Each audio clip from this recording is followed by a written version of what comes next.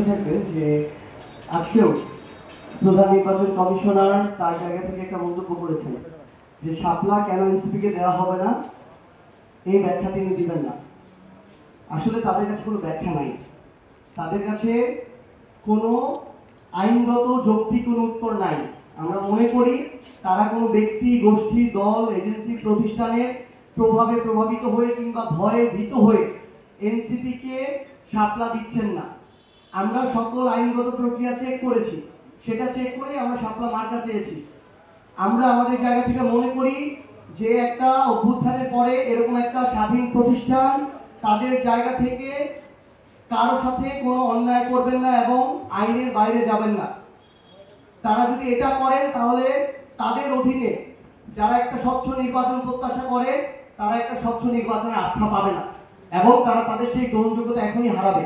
তাই আমরা প্রত্যাশা করি যে শাপলা নেই, শাপলা অন্তর্ভুক্ত করুন, এটা তো করতে কোনো সমস্যা নেই।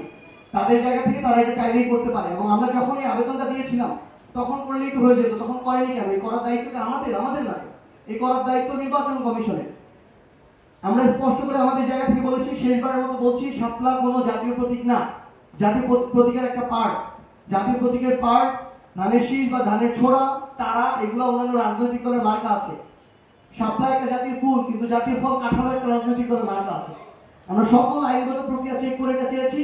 আমরা বিশ্বাস করি যে এনসিপি কে শাপলাই মার্কা দেওয়া হবে, আমরা শাপলা মার্কা নিয়ে আগামী নির্বাচনে অংশ নেব।